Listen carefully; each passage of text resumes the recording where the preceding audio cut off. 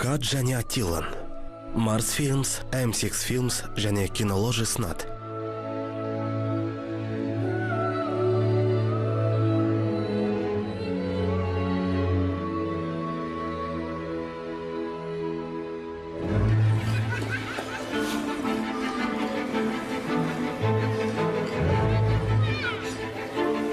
Құрметті Аяз ата. Құрметті Аяз ата. Құрметті Аяз ата. Құрметті Аяз ата. Менің атым Сатин. Мен 7-демін. Өткен жылы мен мүлде бұзық болған жоқпын. Бір рет қарындасымның шашын қиып тастағаным болмаса, ылғи апам мен әкемнің тілін алып жүрдім. Маған велосипедтен поезд керек. Мен жаза алмаймын, өйткені кішкентаймын. Менің хатымда әкем жазып отыр. Маған фломастер, ханшайымның үйі, перизаттың көйлегі және әкеме галстук керек, өйткені мен әкемді қатты жақсы көрем. Маған өрмекші адамның костюмын сыйлаш, бүкіл әлемде бейбітшілік болсын. Сыйлығымды тезірек әкелші.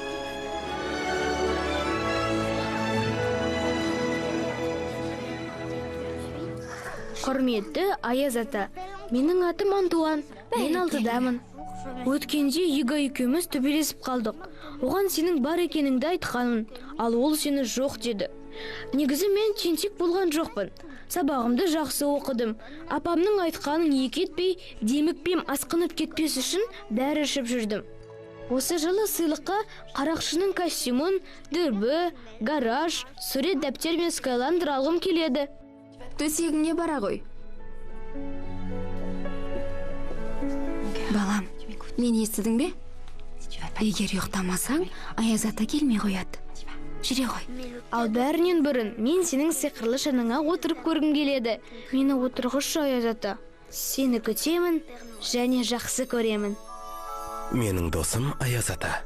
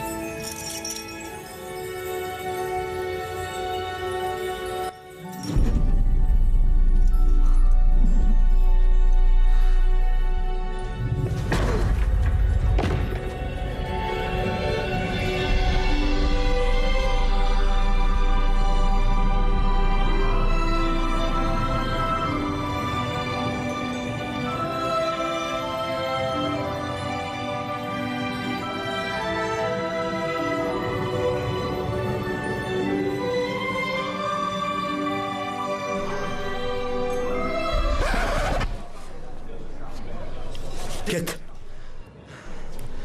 Ұйықта. Не? Айтқан десмедің бе? Кіршке. Алақай! Аяз ата! Аяз ата! Алақай! Алақай! Аяз ата келді! Балам ұйықтап Тыныш, тыныш.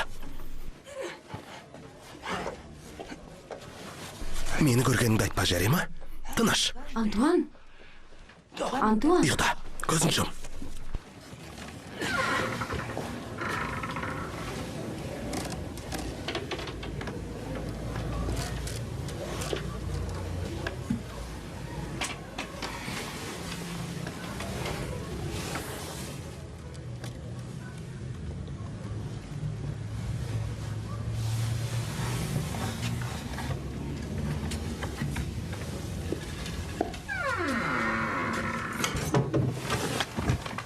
Көрдің бе, Аяз ата? Ештеңе айтқан жоқпын. Жарайсың. Аяз ата сені мақтан тұтып. Ал менің сыйлығым қойды, Аяз ата. Көзің жум, айтпесе бермеймін.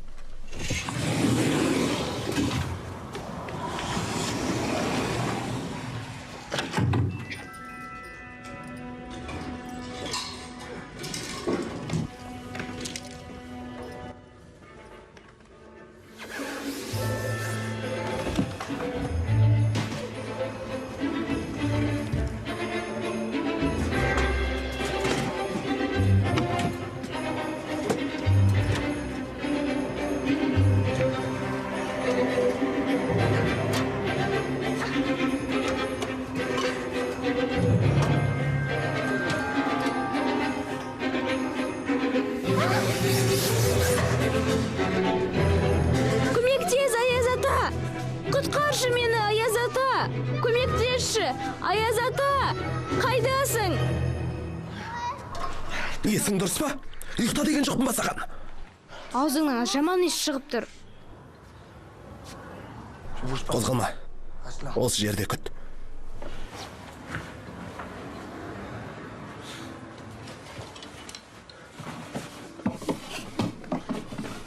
Аяз ата. Аяз ата? Ал сенің шанаң қайда? Жоқ. Неге? Бұзылып қалды ма? Иә. Жанармай таусылды.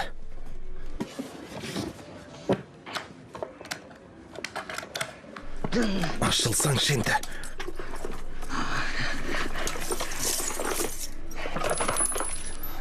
Алтын? Қаза ма? Иә.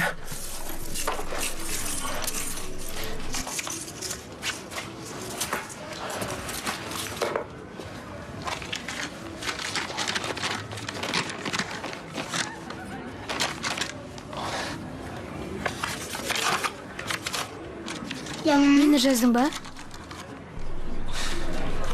Әрине. Жетпегір.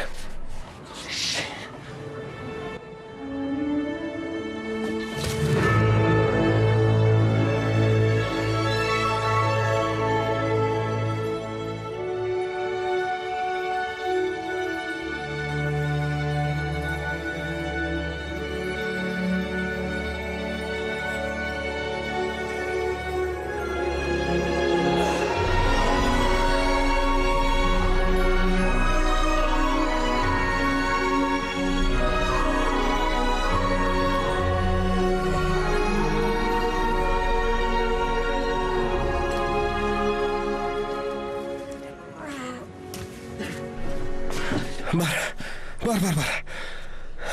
Бала емес бәле.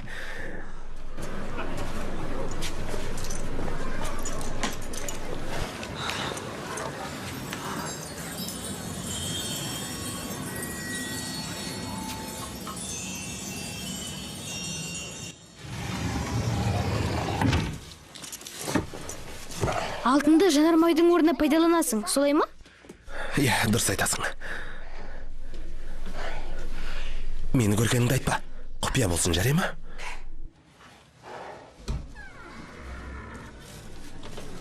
Тоқта, сыйлығым қайда? Қазір әкелем. Ұйықта. Бәрі дәмді болыпты, қызым. Рахмет.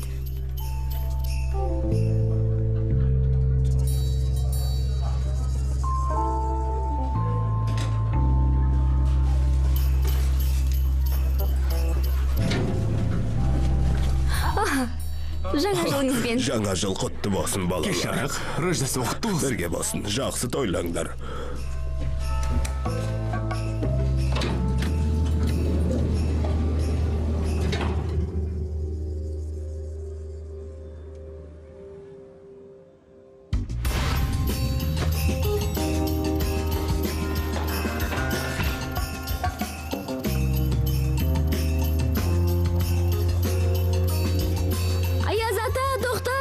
Аяз ата!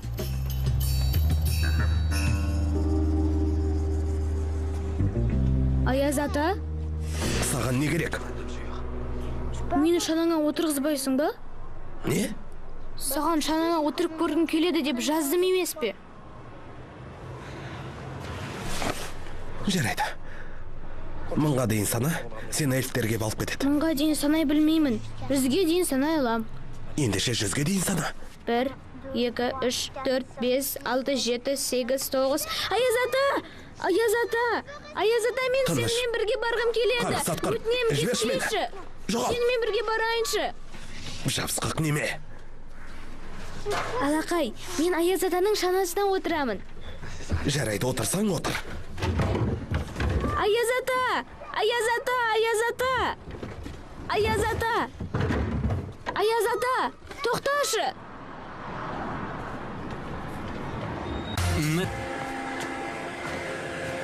Ханымдар мен мырзалар, техникалық ақауларға байланысты қозғалыс тоқтатылды. Кішкене күте Сен бе? тұруларыңыз. Қане, шық. Маған неге сыйлық берген жоқсың? Мен Аяз ата емеспін. Балақай болды, үйіңе бара ғой. Мен жолды білмеймін.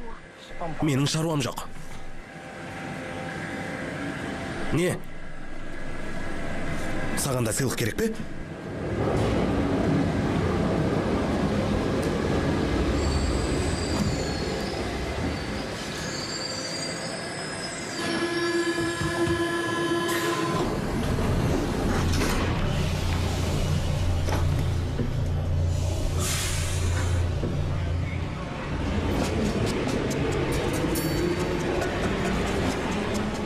Шанасы жүрген қиын шығар. Сақалың өтірік екенін білген жоқпын. Не? Иә.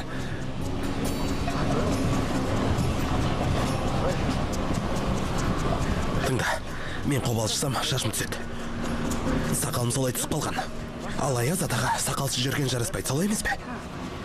Сондықтан өтірік сақал жабыстырып алдым. Шын Аяз ата екеніңді білгем. Жарайсың. Құпиямызды айтпайсың ғой? Айтпайым. Уәде ме? Уәде, Аяз ата. Өтірік айтсам нанырсың. Мақұл.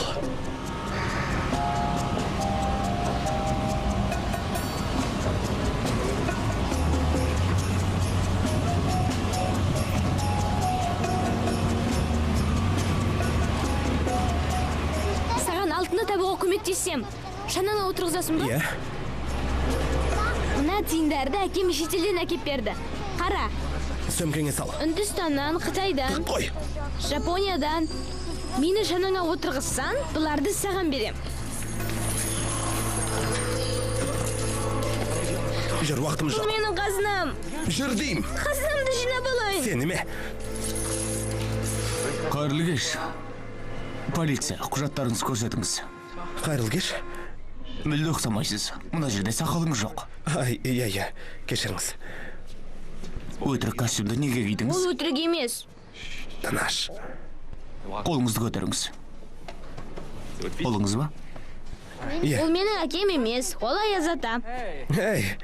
Екеуміз не деп келісіп едік? Тыныш тұрыңыз, мырза. Аяғыңызды ашыңыз. Айыпқа бермаңыз, мен әлгі әйеліммен ұрысып қалдым. Көңіл күйім жоқ. Баламды Рождествода қалдырып кетті.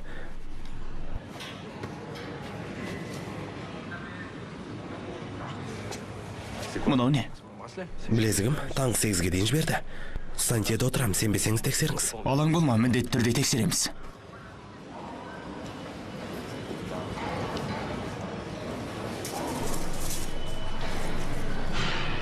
Шығарма.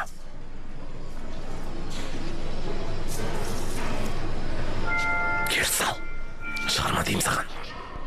Сал қой.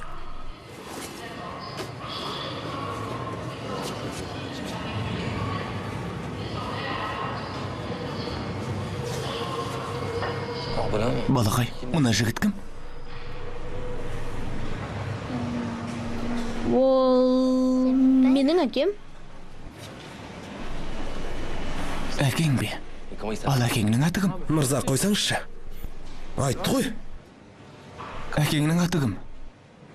Аты әке. Әке. Жарайды. Сөмкеңді аш.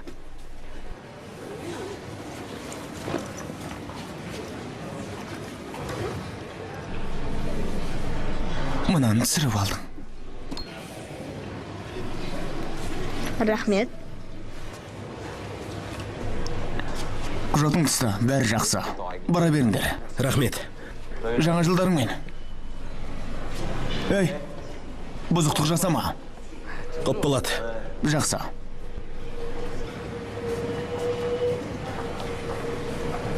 Аяғыңдағы не? Білесіз қой.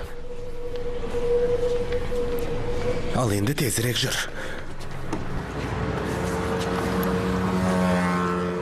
Шынымен апасы күтіп ала ма? Иә. Аяз ата, қайтып келесің бе? Айттым ғой, сыйлықтарды үлестіріп болған соң келем. Ант етесің бе? Жынымды қоздырма. Ризасың ба? Иә.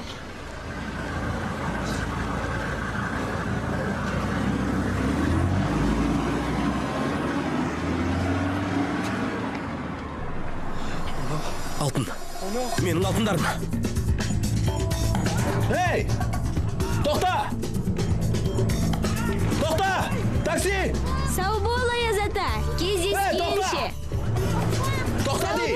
Ей! Ей!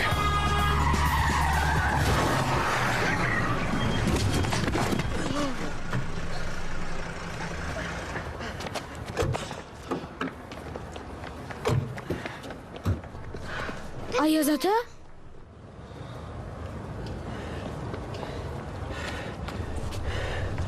Өлмейтін шын Аяз атасың.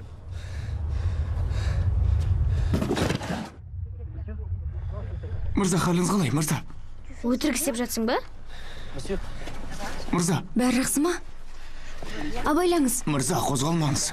Полиция мен жедел жәрдем жолда келе жатыр. Жақсы. Тоқтаңыз, мырза. Тоқтаңыз, сізге қозғалуға болмайды. Мырза. Қайда кетті? Тоқташ, Аяз Өзіңіз ата. естірсіз ба?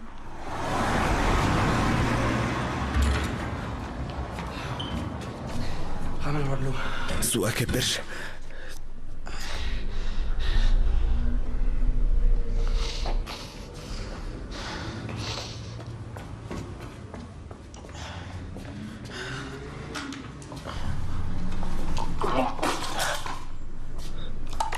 Науқар жуатын су ғой. Сөмкеңді бере кел. Сөмкемді таксиде қалдырып кеттім. Жоқ. Қалжыңдап отырсың ба? Жоқ. Күтпеген жағдай болды. Бүгін жұмыс істей алмайым. Қолыңды ал, мен саған күшік емеспін. Сенің шашың түспесін деп сипап жатырмын. Есің дұрыс па? Қайдасың? Қазір барам. 3, 2, 1. Бастадық. Осы жерде күт. Қайда кеттің? Құлақ кесетін шалға.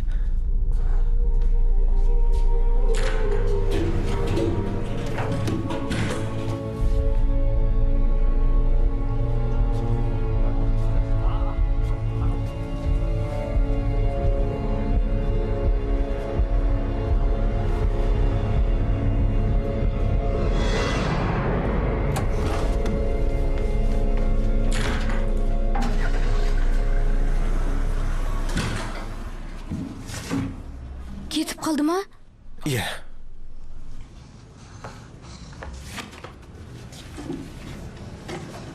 Неге келді? Бірдеңе білдірдің бе? Бүлдірдім.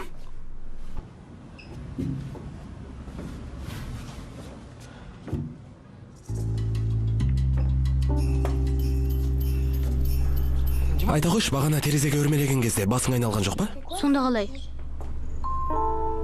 Бер кел. Менің шәкіртіме шанаға отыруға болатын білуші ме едің? Иә. Шәкіртім менімен бірге шанаға отырып, балаларға сыйлық таратуға көмектеседі. Менің шәкіртім болғың келе ме? Иә. Иә. Солтүстік полисте осындай сынақ бар. Шәкірттердің бәрі өтуі тиіс. Ане.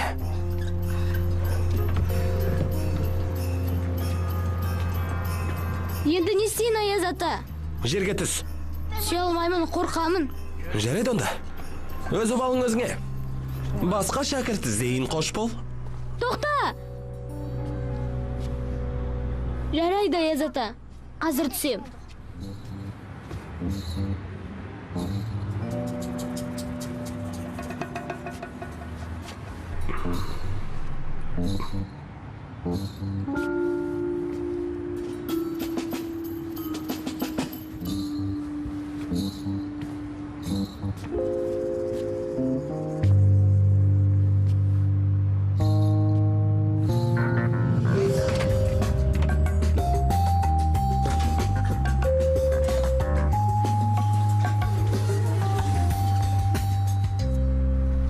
Мықтысың ғой?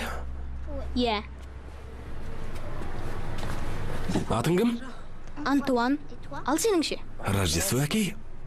Әке деген ат жоқ. Бар, көп қой. Қасиет әкей, Рим папасы, халықтар әкесі, ұлы әкей. Көрдің ғой, өңшең әкейлер. Сонда сенің әкеңнің аты кім? Менің әкем жоқ. Менің де.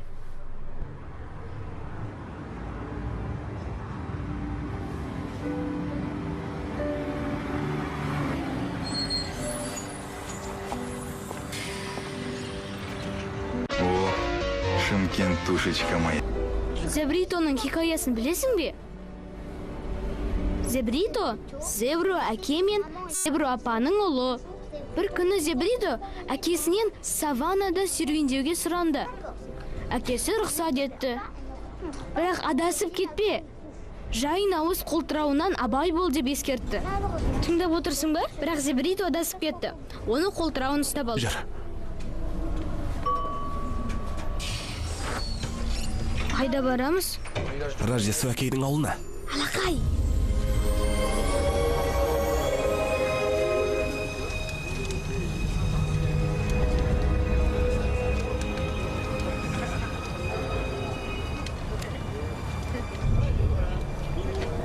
Сені солтүстік полюсте тұра ма десем? Иә, мен сонда тұрам. Полюсте тұрам. Әлгі бұл менің Франциядағы ауылым. Барлық елде ауылдарым бар. Ауылың жаман екен. Білем, мұны тұмшалану дейді. Өзің ойлаш. Сен сияқты бұзық балалар қайта-қайта тереземді қақса, алжып кетем ғой. Сенде ойыншықтар бар ма? Бар. Көрсетесің бе? Көргің келе ме? Алло? Бұл Аяз ата. Мен Франциядамын. Иә, Эльф, мен ғой. Сыйлықтар дайын ба? Шын ба? Шәкіртім ойыншықтар фабрикасын көргісі келеді. Тамаша. Бара берейік бе? Жарайды. Кешір, фабрикаға бара алмаймыз. Эльфтің қолы бос емес екен. Жүр. Мұңаймен де.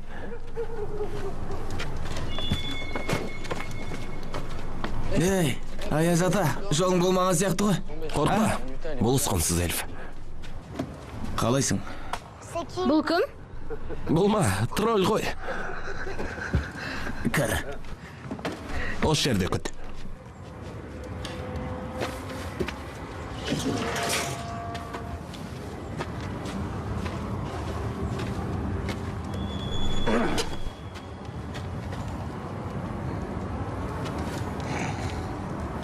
Сәлеметсіз бе? Мен Аяз атаның шәкіртімін. Қанша қырсың? Сен сұрама, мен айтпайын. Керек жарық алам деп қарызға ақша алғам ғой. Сөйтіп, Бір бәлеге ұрынып түрмеге түстім. Ал әлгі дөкей ақшамды қайтар деп қақсап жатыр. саған Кеннеди да жақсы жақсы болды. Түк өзгермепсің. Ылғи өздігініңді істейсің. Сен революционерсің, бауырым. Қашан Жоқ, айтам? құдай үшін осы сталинизмді Бұл қойшы. сталинизм емес. Сталинизм емес. Бұл троцкизм. Екеуін шатастырма. Абайлаш, Терең дем ал. Бұл істі тастауың керек. Келсесің ғой. Көрмейсің бе?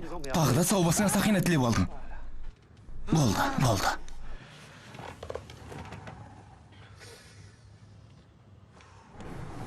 Эльф, айтшым, мынау алтын ба?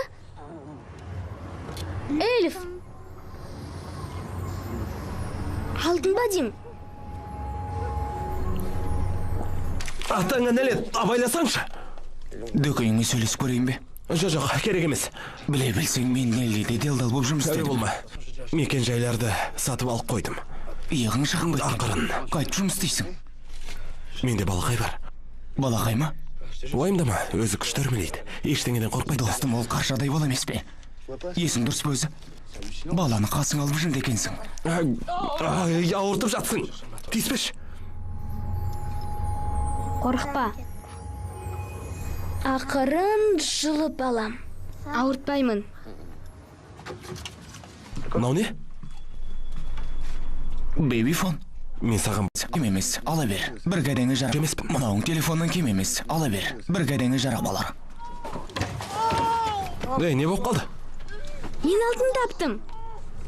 Өзің жұлып алдың ба? Ә? Неге? Қайтарып берейін бе? Жоға, не қыласың? Өзі жалқау Эльф еді. Мә, Рахмет.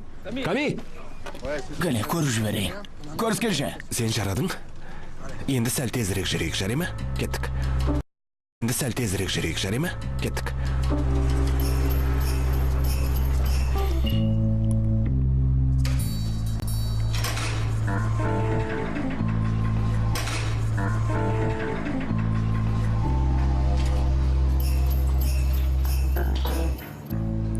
Шананы басқару қолынан келе ме екен? Шананы басқарып көргің келе ме? Әуелі озат шәкірт атануым керек. Сосын шанаға отырғызам. Келістік пе? Жүр. мына жаққа.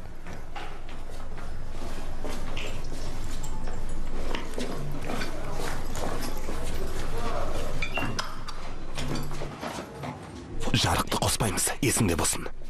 Біз құпия жұмыс істейміз. Тыныш, ақырын. Сен төменге түсірем. Ал сен алтын көрсең, сөмкеңе салып ал. Маған әкеп бересің, жарай ма? Ал менің апам ұрлауға болмайды деді. Апаң дұрыс айтады. Саған ұрла дедім бе? Жоқ, біз ұрламаймыз. Шанаға жанармай аламыз, соқтың ба? Жақпа. Бұл мен емес. Сонда мен бе? Жүр.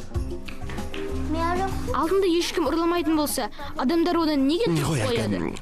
Бұл сондай ойын. Аяз ата мен сақтандырушы арасында ойын. Сақтандырушы деген кім? Көп сөйлегенді жақтырмаймын. Теке мүйізді шығар. Не? Бұл шын мүйіз емес. Бұл фомка. Әшейін құрылғы, түсінікті ме? Түсінген жоқсың ғой, е? Аш сөмкеңді.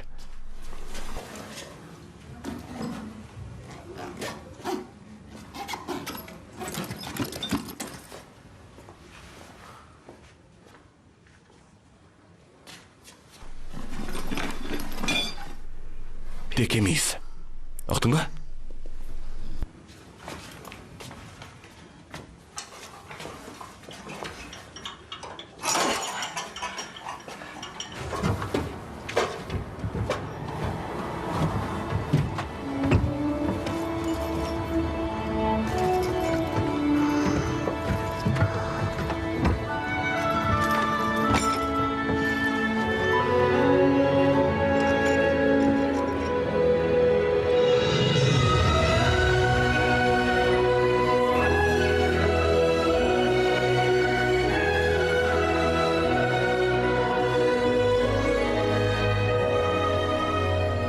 Біз мұржадан кірмейміз бе?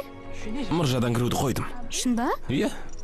Мұржадан кірген кезде ылғи үстім бүлінетін. Костюмды эльфтер жуатын, маған үнемі өкпелейтін. Сөйтіп терезеден кіретін болдым.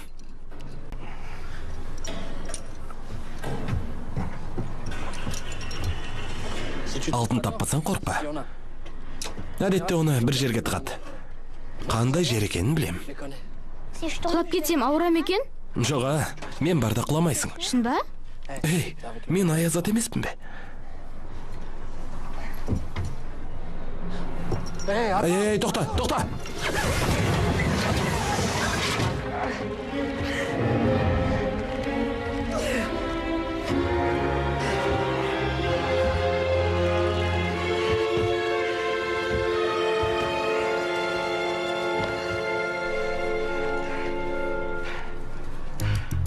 Есің дұрыс па?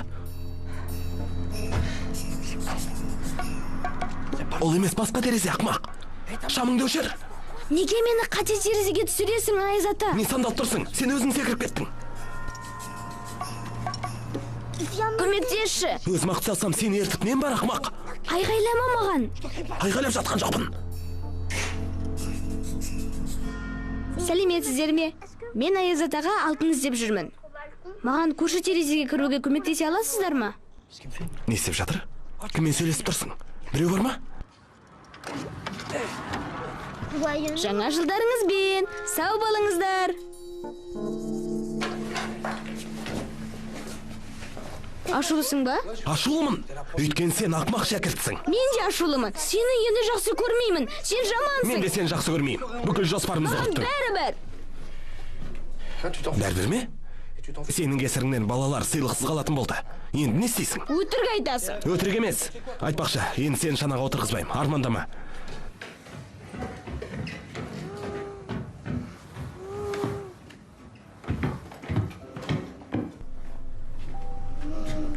Жарайды, көңілің алма. Кешір. Болды енді, ренжіме. Мен мұны ашумен айттым. Сен шанаға отырғызам. Отырғызам. Сонша не болды? Тыныш, тыныш. Демал, балақай, демал. Тыныш. Терең демал. Демал. Тәуір болдың ба? Мені қорқытып жібердің ғой. Демікпе мен ауыратыныңды неге айтпадың? Хатта жаздым ғой. Хат дейсің бе? Маған қанша хат келетінін білесің бе? Мені шанаңа отырғызасың ба? Әрине отырғызам. Сен тек уайымдама. Шанаңа мінгізбесең, жұлдызда отырған әкемді көре алмаймын. Оны кім айтып жүр? Апам, саған сондықтан көмектесіп жүрмін.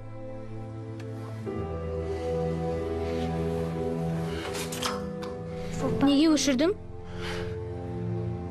Бұл мен емес.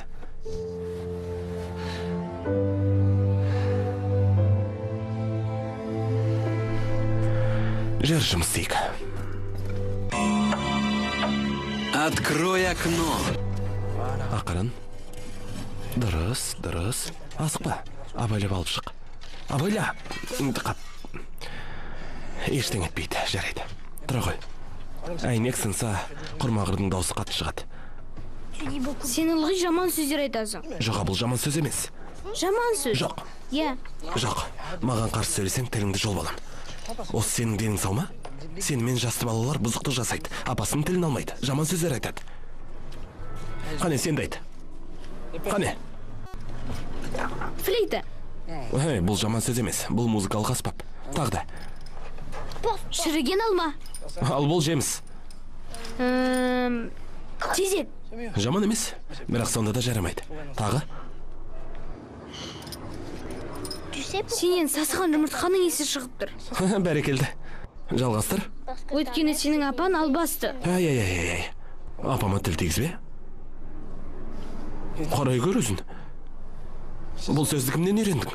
Мектепте Юга айтты. Юга деген досың ба? Ол жексұрын. Мінеке ұрыстың ғой. Бес сәкелші. Мұны да Югадан үйрендің бе? Ал жақсы.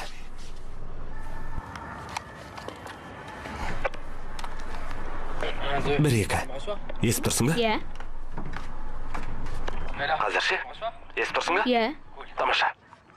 Аяз ата, бағана Эльфпен сөйлескендей телепатия арқылы сөйлесейікші. Мақұл, айтқаның болсын. Қазір көрем. Аяз ата? Аяз ата? Есіп тұрған жоқпын. Антуан! Естілмейді, Аяз ата. Есіп тұрған жоқпын, Аяз ата. Телепатиялық байланыс мүмкін емес. Сені көрдің ғой. Кейде байланысқа шыға аламын, кейде шыға алмаймын. Сондықтан бейбифонды қолданайық. Дайынсың ба? Асықпа. Арқанды қатты ұста. Аяғыңды қойып ал. Қане? Ақырын. Түсе бер.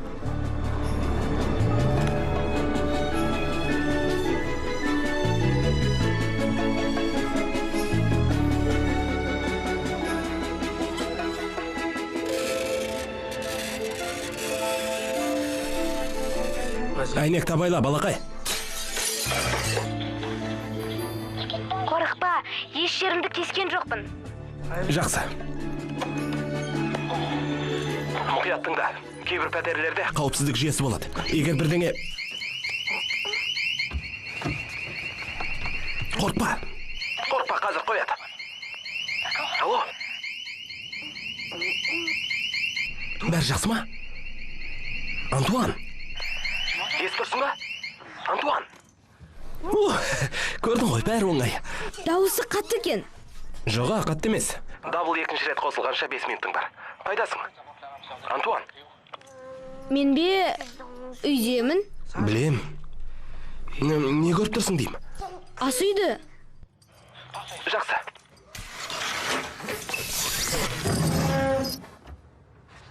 Антуан ағыту керек. Карабинді ағытуың керек. Карабинді шеш.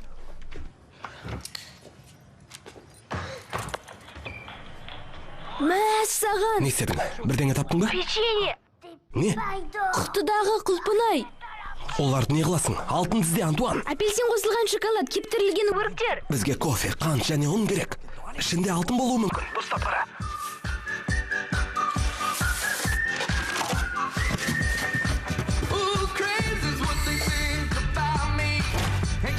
Таптың ба? Жоқ, Аяз ата. Тоңазытқыштың ішін ақтар. It's how fast that I'd like to go. Пицца. Кәді, саңыр құлақ. Жарайды, басқа бөлмеге бар. Бара жатырым.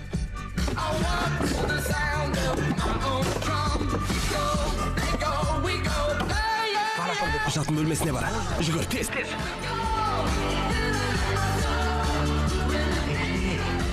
Мен келдім. Бөлмені ақтару үшін 2 минут уақытың бар.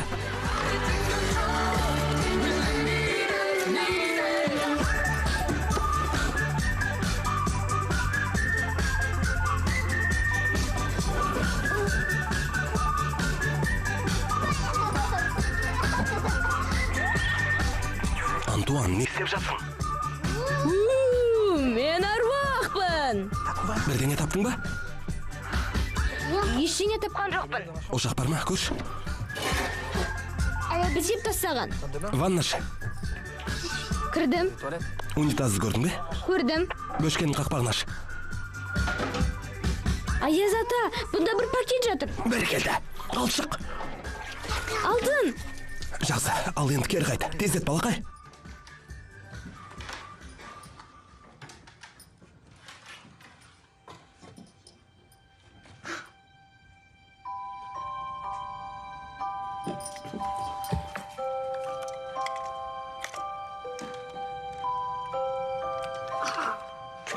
Не істеп жатсың, Антуан?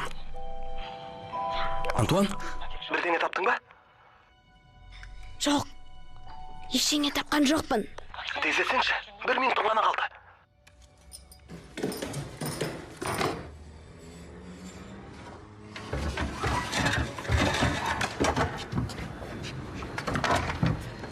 Қане? Жарайсың, балақай. Мен жақсы шәкіртпін бе? Өте жақсы шәкіртсің.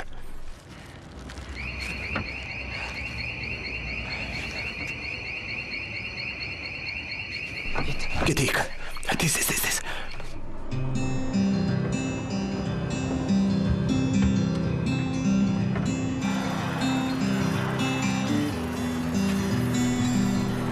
Осы алтын жете ме? Балақай, әлі бір тау алтын жинауымыз керек. Зибрито жайлы хикаяны айтып берейін бе? Қызықсыз бір хикая ғой. Олай емес. Солай. Жоқ. Иә. Жоқ. Иә дейм. Жоқ. Иә. Жоқ.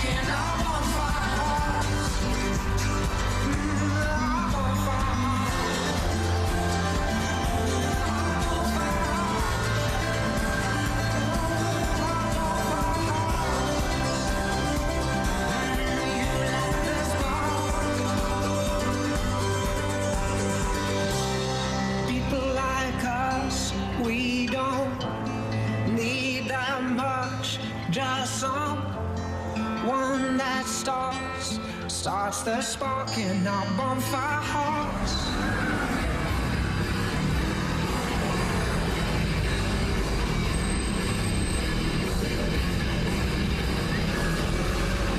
Қалайсың? Жақсы. Не керек? Ештеңе. Музыкаңды басшы. Неге, ұнамай ма? Сандалмаш, баланы оятасың, өшір музыканы.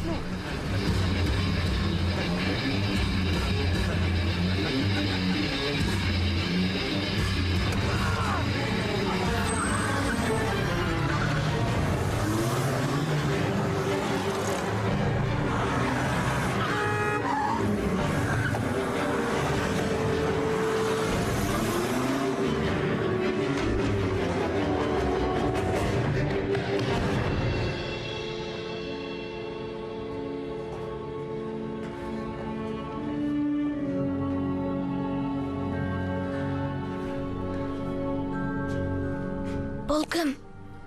Құлақ кесетін шалдың көмекшісі.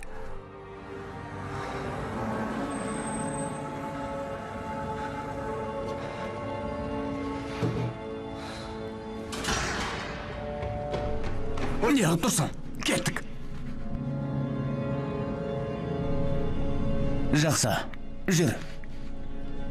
Велосипед тастап тайып тұрған, тез етейік.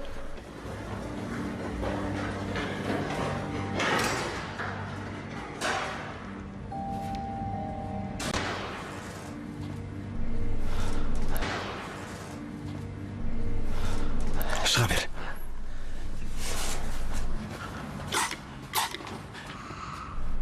Қалайсың? Қорқып тұрмын. Аяз атаның жұмысы қауіпті, Антуан. Саған қуанышты жаңалығым бар. Сен сынақтан сүрінбей өттің.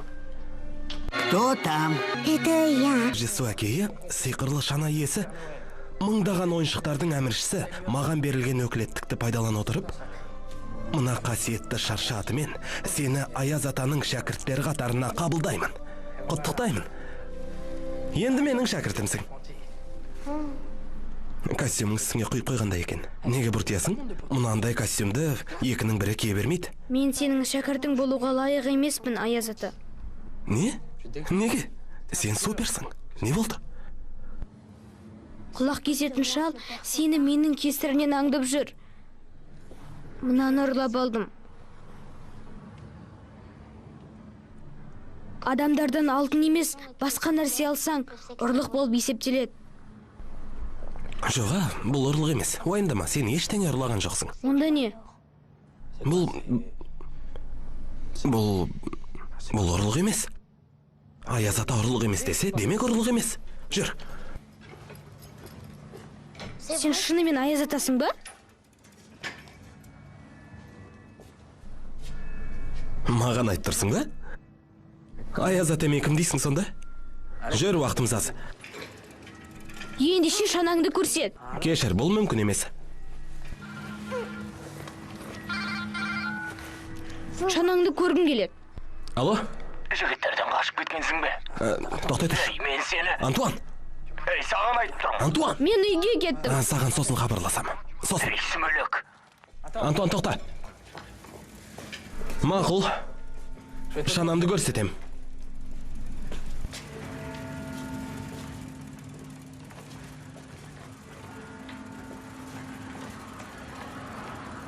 Масқара.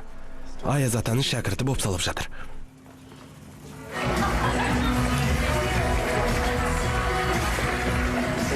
Шанам осы жерге құлап түсті. Шында?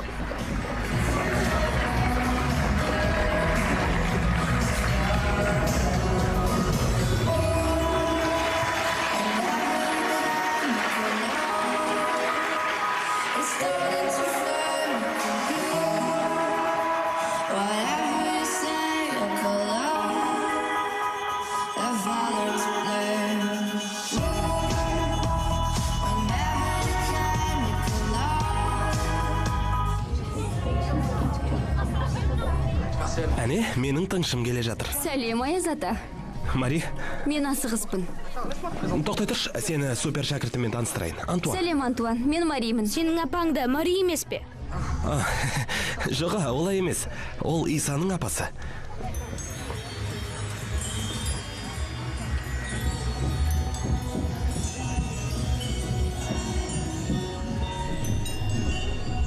Әдемі, е? Кеудесі өзінікі ме екен? Дәйт, оның не? Ұят емес пе? Мұны Юга айтты. Апам кеудесін өсіргісі келеді. Ал әкем қарсы, өйткені ол қымбат тұрады деді. Кеудем өзімдікі. Осы жерде күте тұрыңдар.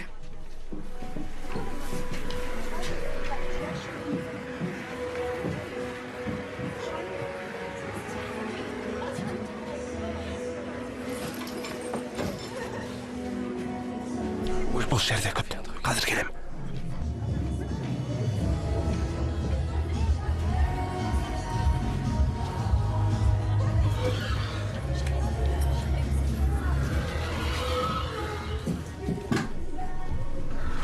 Балақай қайда? Сыртта. Мені кіргізгеніңе рахмет. Ал енді шық. Ой, шықарсықпаш. Көмектесіп жіберші. Қуана.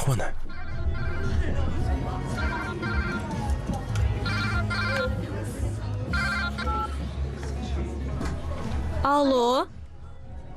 Жексон, Жоқ, мен Аяз атаның шәкіртімін. Менің атым Антуан. Солай ма? Қайдасың, Антуан? Бұл қауіпті емес пе? Уайымдама. Мен сен емес, балақайды уайымдаймын. Бәрі ойдағыдай. Білесің бе?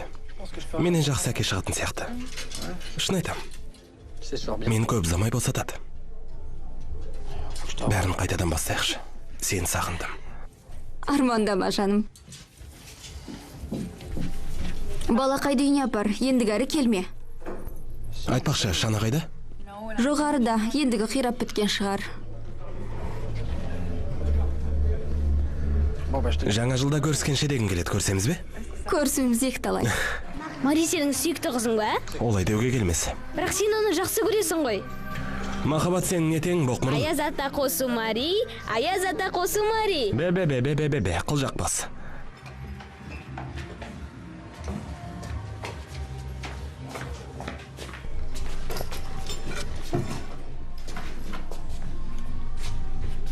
Дайынсың ба? Дайынмын.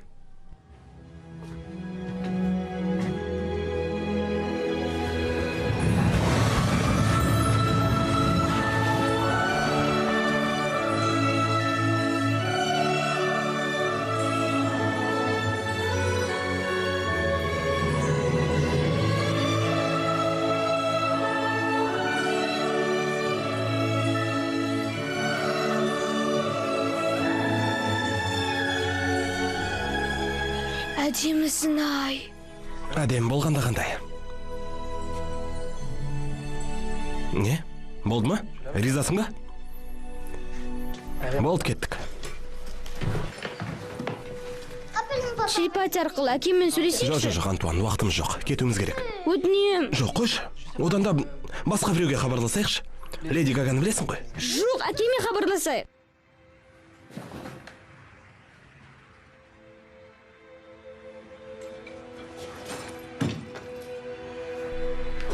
Әкеңнің аты кім? Даниэль. Барып тұр. Алло, Даниэль? Бұл Аяз ата ғой. Қалың қалай?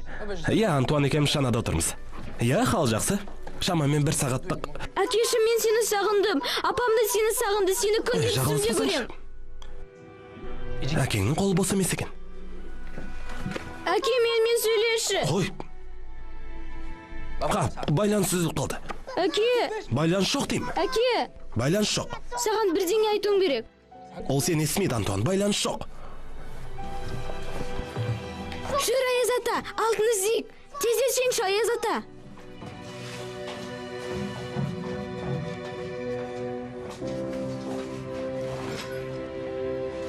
Болсаң енді, Аяз ата. Айтпақшы, әкең бейтаныс біреулердің соңынан ермесін деді.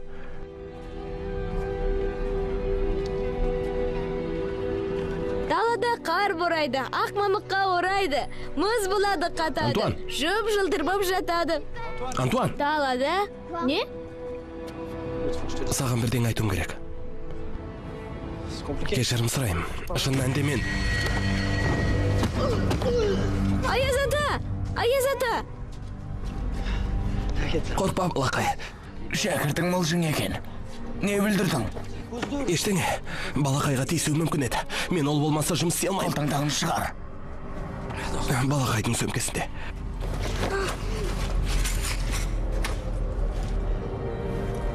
Мынау ақ па? Жұмысқа енді кірістік жігіттер. Ертең бәрін қайтаратын бол. Ұқтың ба? Ұқтым.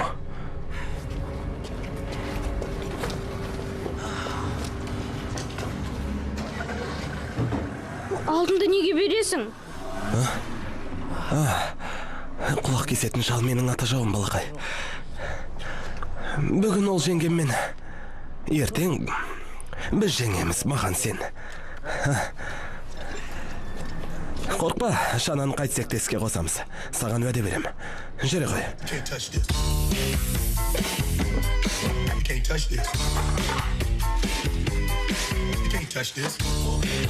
Алтын, мен алтынды таптым. Жарайсың, ең тезірек қайта.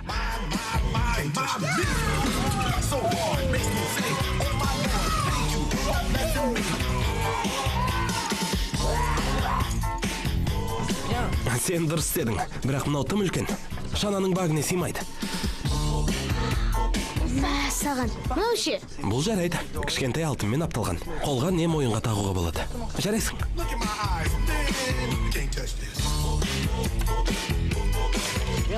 Иә, кішкентай екен.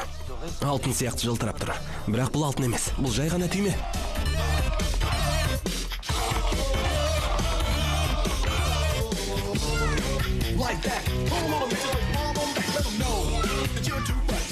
Қатып кетуші еді. Не? Түрмеден құтылам. Яғни солтүстік полюстен дегенім ғой. Саған солтүстік полюс ұнамай ма? Жоқ, ит өлген жер ғой. Шым пысып кетті.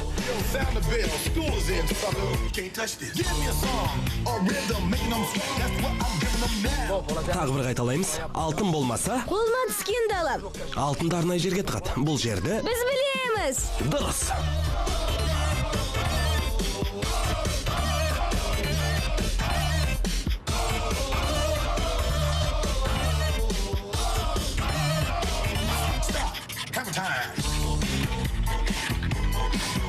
Touch this. Can't touch this.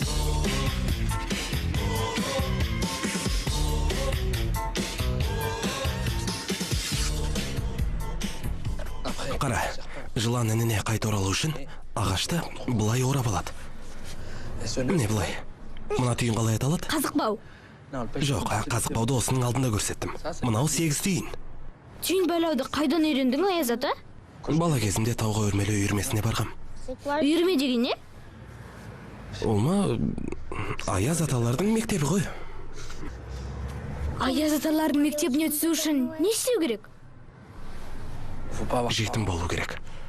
Ол оңай. Менің әкем жоқ қой. Қой, қайдағын айтпа. Сенің апаң бар. Апаңды бағала. Оның қадірін біл. Ол сенде жалғыз. Мұның бәрін неге айтып отырмын десеңші? Сені жалықтырып жіберсем айт, жарай ма? Не? Жоға ештеңе. Жалғастыр.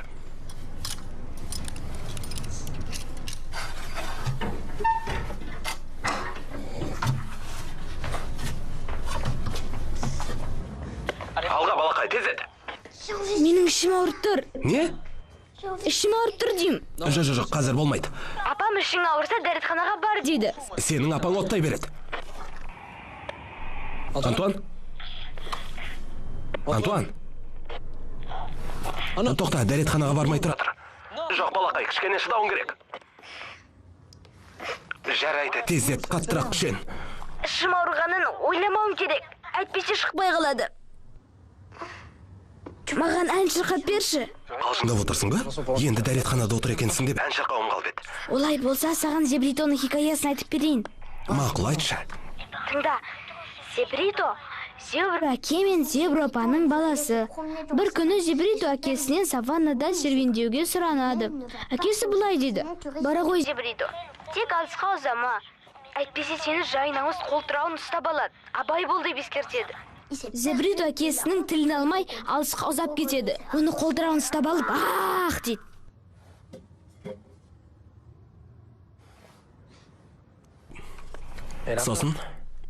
Сосын не болғанын білмеймін. Қалай білмейсің? Қызық екенсің өзің. Әкем жұмыстан келген соң әр қарай не болғанын айтып беруге уәде берді. Бірақ ол жұмыстан оралған жоқ.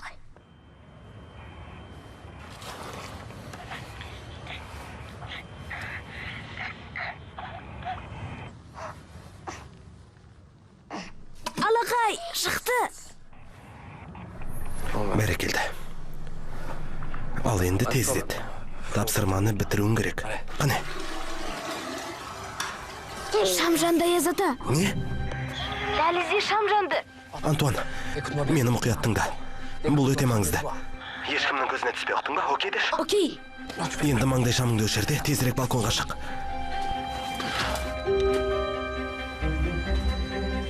Қайда кеттің?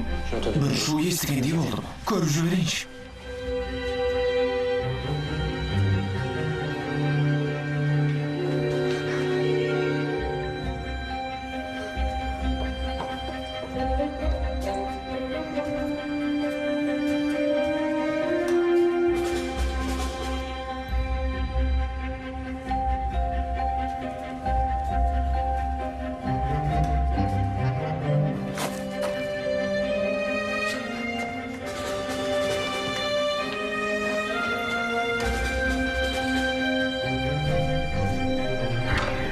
Антуан!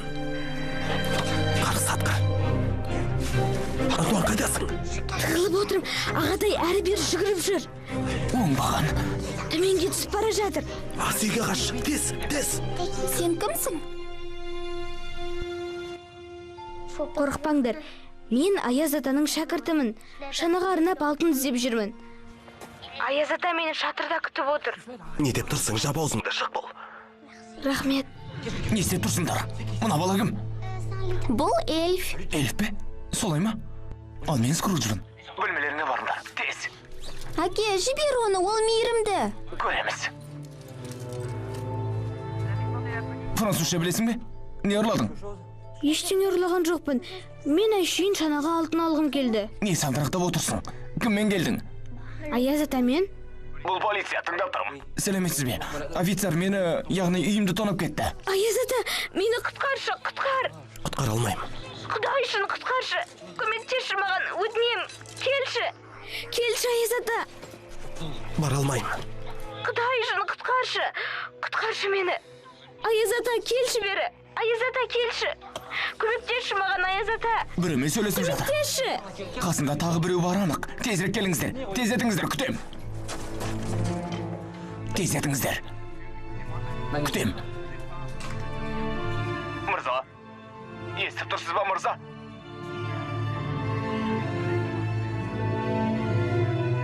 Мырза.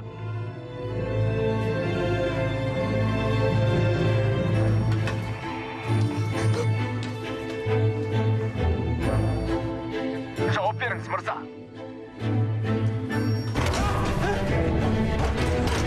Балақай қайда? Антуан! Ана жақта. Мырза, бұл не қылған шоу? Антуан! Антуан!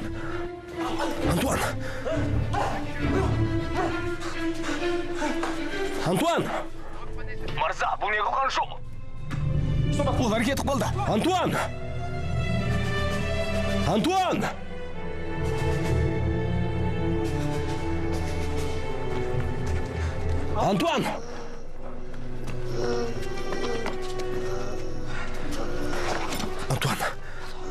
Қазір. Мен шыдай алмадым. Ішім қатты ауырды. Бәрі жақсы, Антуан. Бұл менің кінәм, менің. Келе ғой, кел. Сен жарадың. Мен сені мақтан тұтам. Жарайсың. Бері келіңдер. Мен мұндамын. Қане, Антуан, келе ғой. Кел.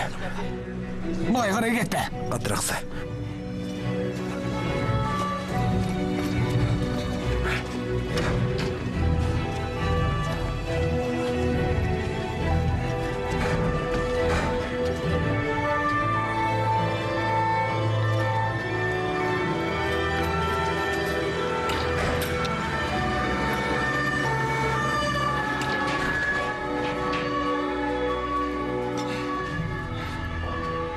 Тоқтай тұр.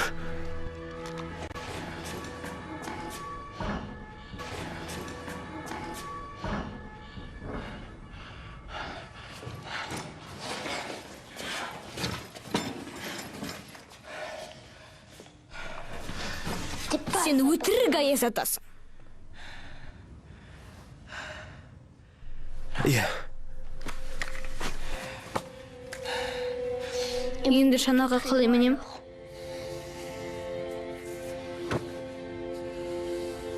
Кел.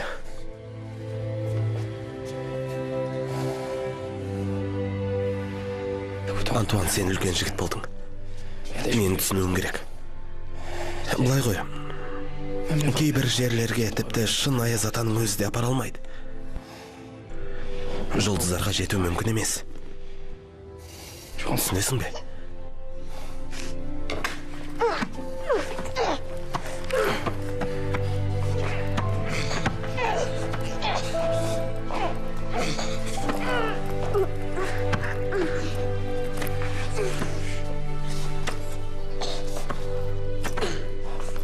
Кешір.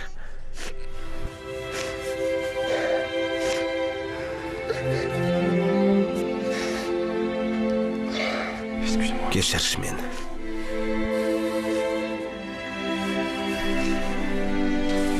Маған ренжіме.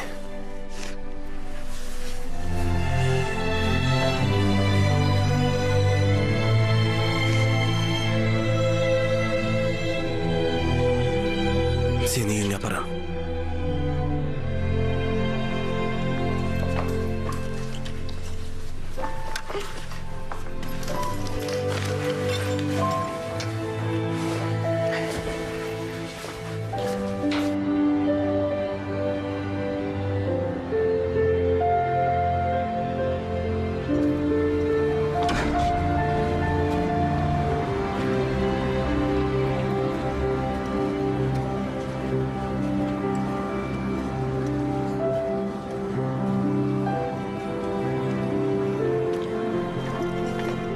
Білесің бе? Алтын ұрлаған қызық екен. Тоқта, Антуан. Мен саған қиянат жасадым. Бұл жаман нәрсе. Үйірмеге барып жүргенде жиі ұрлайтынмын. Маған ешкім қой деген жоқ. Ақыры кім болғанын қара. Сондықтан ешқашан ештеңе ұрламауың керек.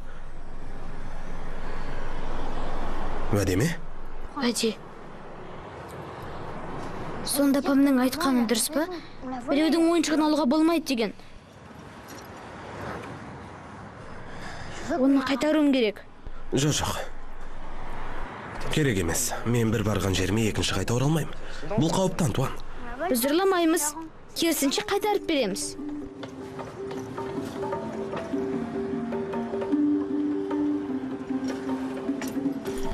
Сенің кесіріңнен солтүстік полюске кешігетін болдым. Сен де түсесің бе? Әрине, сен жалғыз жібермеймін.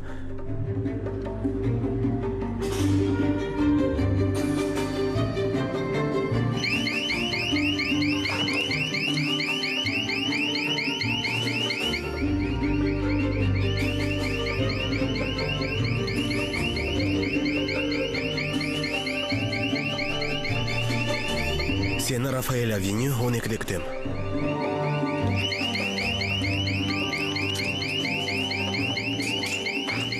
Жар достым.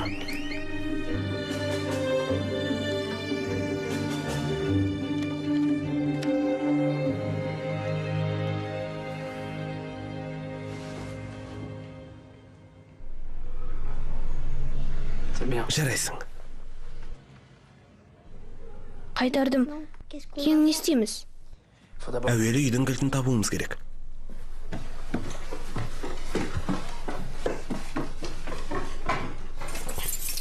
Бәрекелді. Ал қазір жаңа жылдық ғажайып басталады.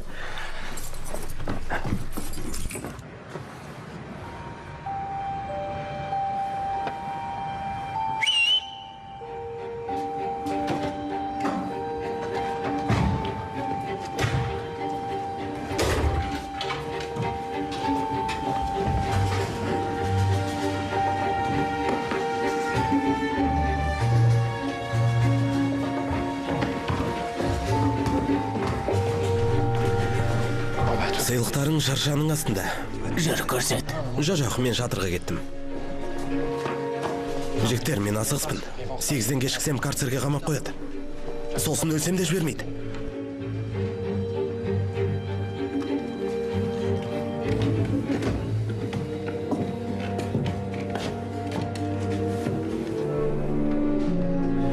Иә, ризасың ба? Бара бер. Жаңа жылдарыңмен.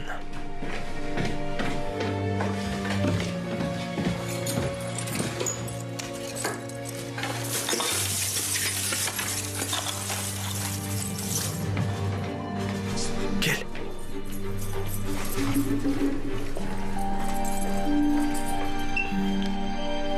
Дайынсың ба? Дайынмын.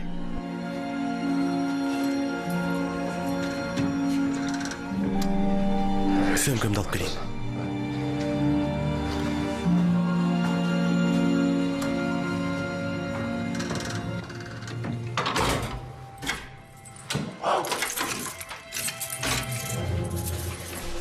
Ей, жігіттер! Жігіттер!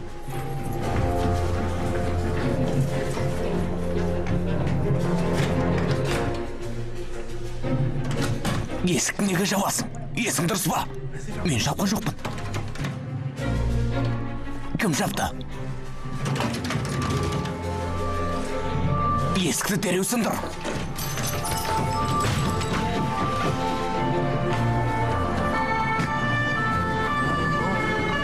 Қарық сатсын.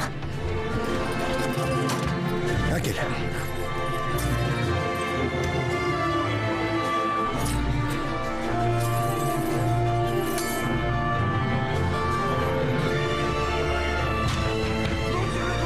Шатырға бар, әлгі күшіктің сазайын бер. Тез! Сонымен кім мықты? Біз! Әлгі хикаяның немен аяқталатынын айтайын ба? Я. Зебританы елестеді. Әуелі ол адасып кетті. Жападан жалғыз қалды. Адасып жүріп, қолтырауынға жолықты. Басында қолтырауын оны жемек болады. Кейіннен бұл ойынан айнып қалады. Өйткені Зебрит оған ұнап қалды. Екеуі достасты. Сосын қолтырауын Зебритоға үйге қайтуға көмектеспек болды. Көп жүрді. Біресе мына жаққа, біресе ана жаққа. Ақыры үйге жете бергенде кенет бақ! Қорқаулар қоршап алды. Сонда қолтырауын Зебритоға не айтты дейсің ғой? Бара бер, қорқауларды өзім тындырам деді. Ал қолтырауынға не болды? Қорқаулардың сазайын берді. Зебрито аман есен апасы мен әкесіне оралды. Апасын оралды. Әкесі алысқа ұшып кеткен. Жұлдызға. Қызық хикая екен. Аш! Аш, жексұрын! Қаштық, Антуан, қаштық. Аш дейім! Кілтті бер! Кілтті тастап кет!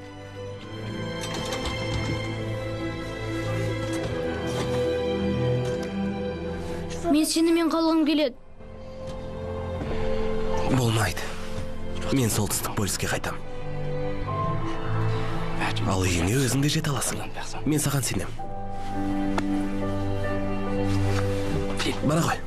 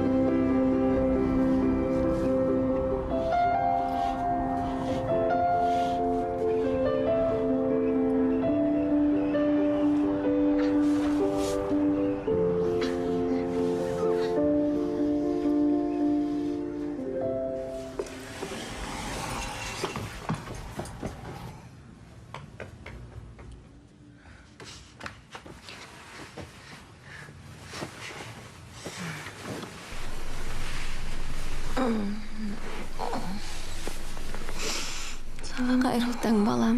Я. Жақсы ұйықтадың ба? Жоқ. Аяз ата келген бе екен, көрдің бе? Жоқ. Көрген жоқсың ба? Я. Жүре ғой.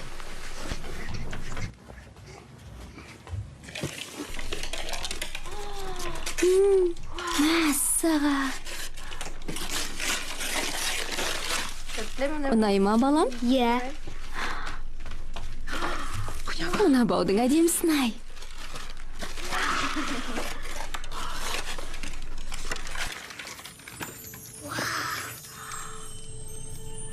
Алақай.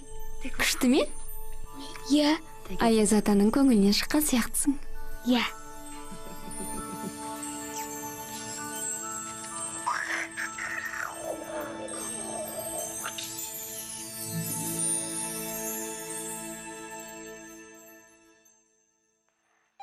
Бір, екі, қабылда. Мен тығылып үлгердім. Естіп тұрсың ба? Я, естіп тұрмын. Апа, Мені іздеп жатсың ба? Я, балапаным. Апа! Антуан, Апа! Қабылда! қайдасың балам? Неге естілмейді? Кешіріңіз, мынаны көріп жібересіз бе? Міне, мына батырманы басасыз. 1-2, қабылда. 1-2. Естіп тұрсың ба? Қабылда. Окей деш. Бұл тамаша модель. Ұлыңызға шатырман оқиғалар ұнаса, ойланбай ала беріңіз. Ай, мұнда екенсің ғой. Аламыз ба?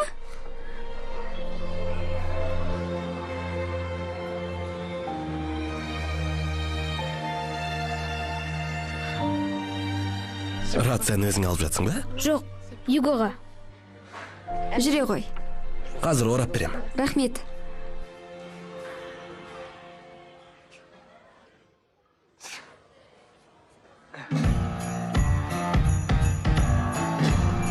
Фильмнің соңы.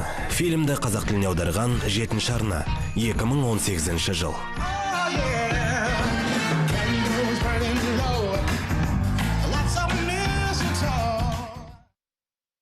Фильм рекомендован для просмотра